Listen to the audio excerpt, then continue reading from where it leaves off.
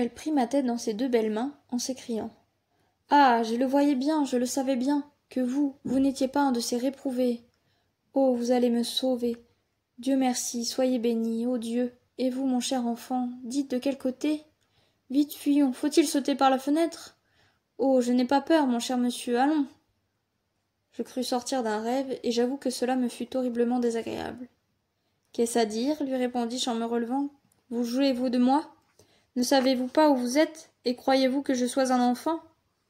Je sais que je suis à la Rochemauprain, répondit-elle en redevant pâle, et que je vais être outragée et assassinée dans 2 heures si d'ici là je n'ai pas réussi à vous inspirer quelque pitié. Mais j'y réussirai, s'écrie-t-elle en tombant à son tour à mes genoux. Vous n'êtes pas un de ces hommes-là. Vous êtes trop jeune pour être un monstre comme eux. Vous avez eu l'air de me plaindre. Vous me ferez évader, n'est-ce pas? N'est-ce pas, mon cher cœur? Elle prenait mes mains et les baisait avec ardeur pour me fléchir. Je l'écoutais et je la regardais avec une stupidité peu faite pour la rassurer. Mon âme n'était guère accessible par elle-même à la générosité et à la compassion. Et dans ce moment, une passion plus violente que tout le reste faisait taire en moi ce qu'elle essayait d'y trouver. Je la dévorais des yeux sans rien comprendre à ses discours. Toute la question pour moi était de savoir si je lui avais plu ou si elle avait voulu se servir de moi pour la délivrer. « Je vois bien que vous avez peur, lui dis-je.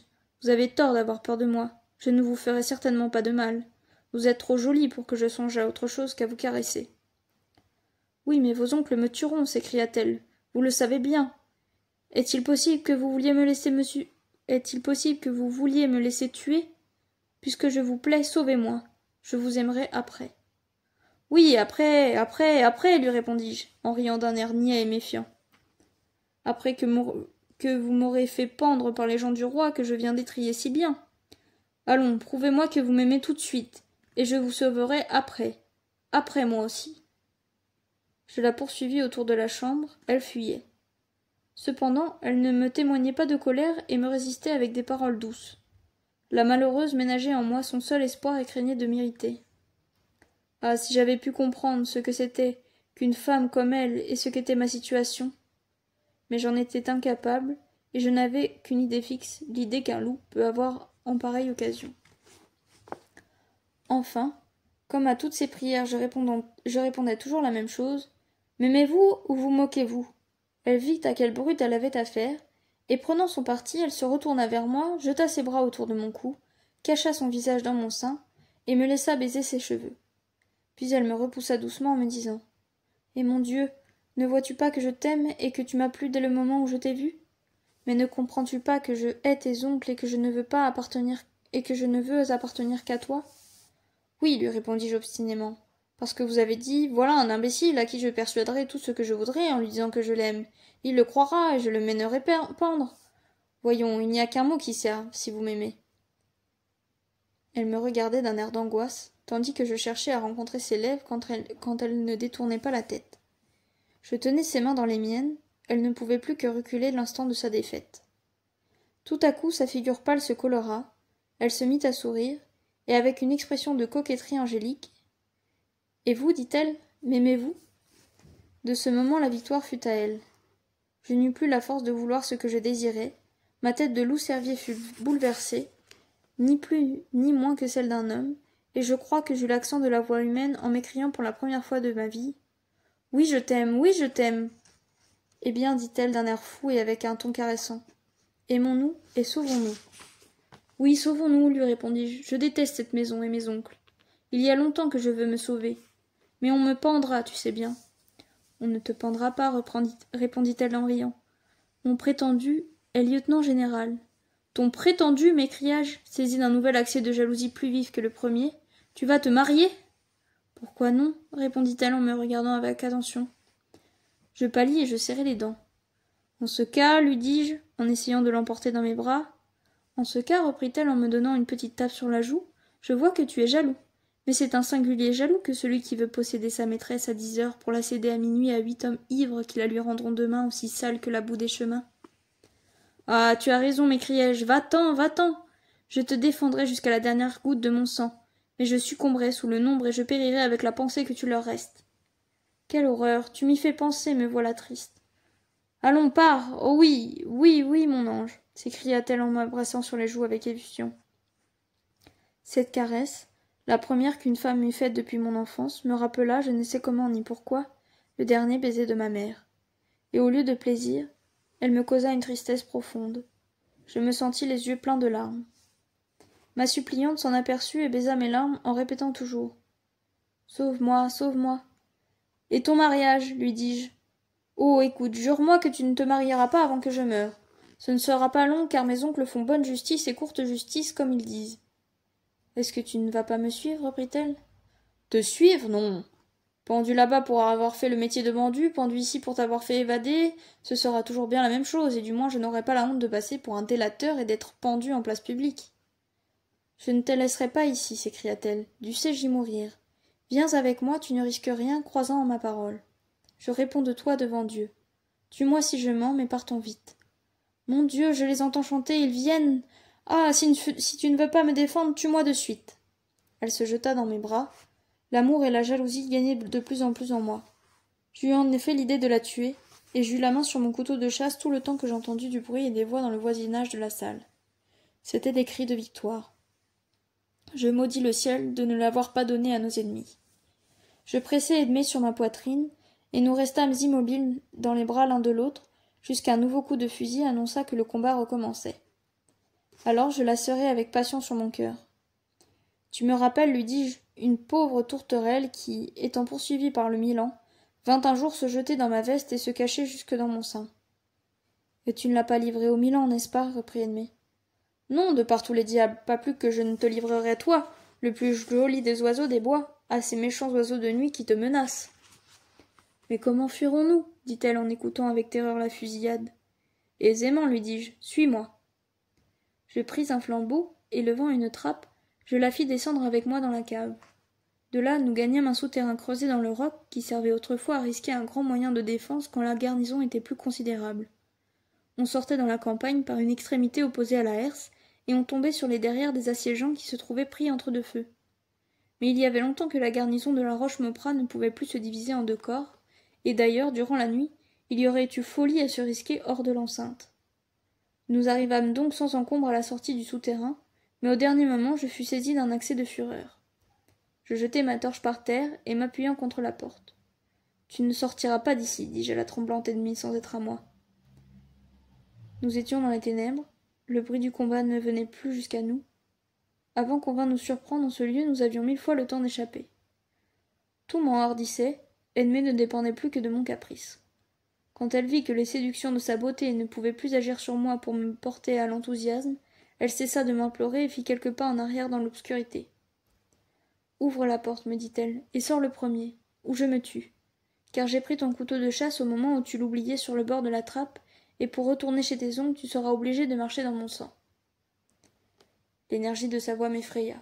« Rendez ce couteau, lui dis-je, ou à tout risque je vous l'ôte de force. »« Crois-tu que j'ai peur de mourir » dit-elle avec calme. « Si j'avais tenu ce couteau là-bas, je ne me serais pas humiliée devant toi. »« Eh bien, malheur, m'écriai-je, vous me trompez, vous ne m'aimez pas. Partez, je vous méprise, je ne vous suivrai pas. » En même temps, j'ouvris la porte. « Je ne veux pas partir sans vous, dit-elle. Et vous, vous ne voulez pas que nous partions sans que je sois déshonorée. Lequel de nous est le plus généreux ? » Vous êtes folle, lui dis-je. Vous m'avez menti, et vous ne savez que faire pour me rendre imbécile. Mais vous ne sortirez pas d'ici sans jurer que votre mariage avec le lieutenant général ou avec tout autre ne se fera pas avant que vous ayez été ma maîtresse. Votre maîtresse, dit-elle, y pensez-vous? Ne pouvez-vous, du moins, pour adoucir l'insolence, dire votre femme? C'est ce que diraient tous mes oncles à ma place, parce qu'ils ne se soucieraient que de votre dot. Moi, je n'ai envie de rien d'autre que de votre beauté. Jurez que vous serez à moi d'abord, et après vous serez libre, je le jure. Si je me sens trop jaloux pour le souffrir, un homme n'a qu'une parole. Je me ferai sauter la cervelle. Je jure, dit Edmé, de n'être à personne avant d'être à vous. Ce n'est pas cela. Jurez d'être à moi avant d'être à qui que ce soit. C'est la même chose, répondit-elle. Je le jure. Sur l'Évangile, sur le nom du Christ, sur le salut de votre âme, sur le cercueil de votre mère. Sur l'Évangile, sur le nom du Christ, sur le salut de mon âme, sur le cercueil de ma mère. C'est bon. Un instant, reprit-elle, vous allez jurer que ma promesse et son exécution resteront un secret entre nous. que mon père ne le saura jamais ni personne qui puisse le lui redire. Ni qui que ce soit au monde. Qu'ai-je besoin qu'on le sache, pourvu que cela soit. Elle me fit répéter la formule du serment, et nous nous élançâmes dehors, les mains unies en signe de foi mutuelle. Là, notre fuite devenait périlleuse. Edmé craignait presque autant les assiégeants que les assiégés. Nous eûmes le bonheur de n'en rencontrer aucun, mais il n'était pas facile d'aller vite. Le temps était si sombre que nous nous heurtions contre tous les arbres, et la terre si glissante que nous ne pouvions nous soutenir. Un bruit inattendu nous fit tressaillir, mais aussitôt, au son des chaînes qu'il traînait aux pieds, je reconnus le cheval de mon grand-père, animal extraordinairement vieux, mais toujours vigoureux et ardent. C'était le même qui m'avait amené 10 ans auparavant à la Roche-Mauprat. Il n'avait qu'une corde autour du cou pour toute bride. Je la lui passai dans la bouche avec un nœud coulant, je jetai ma veste sur sa croupe, j'y plaçai ma fugitive, je détachai les entraves, je sautai sur l'animal, et le talonnant avec fureur, je lui fis prendre le galop à tout hasard. Heureusement pour nous qu'il connaissait les chemins mieux que moi, et n'avait pas besoin d'y voir pour en suivre les détours sans se heurter aux arbres. Cependant il glissait souvent, et pour se retenir, il nous donnait des secousses qui nous eussent 1000 fois désarçonnés. Équipés comme nous l'étions, et si nous n'eussions été entre la vie et la mort. Dans de semblables situations, les entreprises désespérées sont les meilleures, et Dieu protège ceux que les hommes poursuivent. Nous semblions n'avoir plus rien à craindre, lorsque tout à coup, le cheval heurta une souche, son pied se prit dans une racine à fleur de terre, et il s'abattit. Avant que nous fussions relevés, il avait pris la fuite dans les ténèbres, et j'entendais ses pas rapides s'éloigner de plus en plus.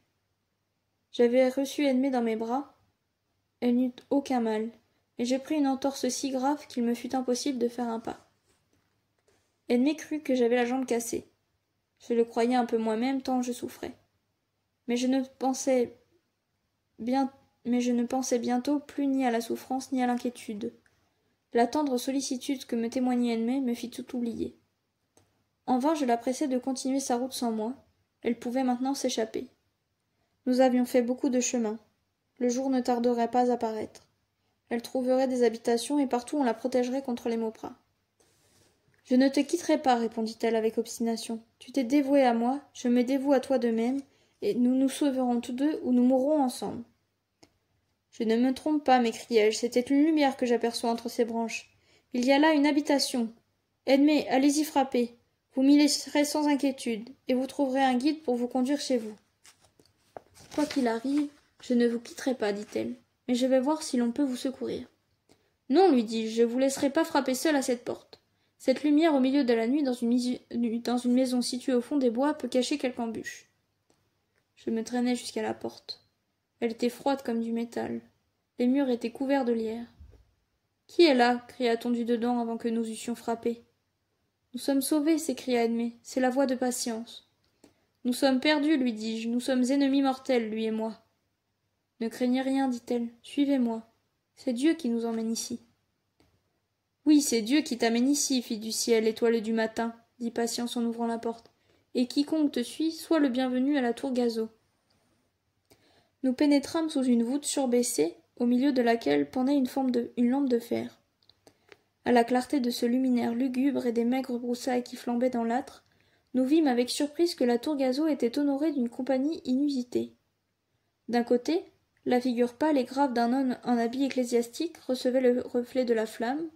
De l'autre côté, un chapeau à grands bords ombrageait un cône olivâtre terminé par une maigre barbe, et le mur recevait la silhouette d'un nez tellement effilé qu'il n'y avait rien au monde qui pût lui être comparé, si ce n'est une longue rapière posée en travers sur les genoux du personnage, et la face d'un petit chien qu'on eût pris à sa forme pointue pour celle d'un rat gigantesque. Si bien qu'il régnait une harmonie mystérieuse entre ces trois pointes insérées, le nez du Don Marcas, le museau de son chien et la lame de son épée. Il se leva lentement et porta la main à son chapeau. Ainsi fit le curé janséniste. Le chien allongea la tête entre les jambes de son maître, et muet comme lui, montra les dents et coucha les oreilles sans aboyer. « Chut, blaireau, lui dit Marcas.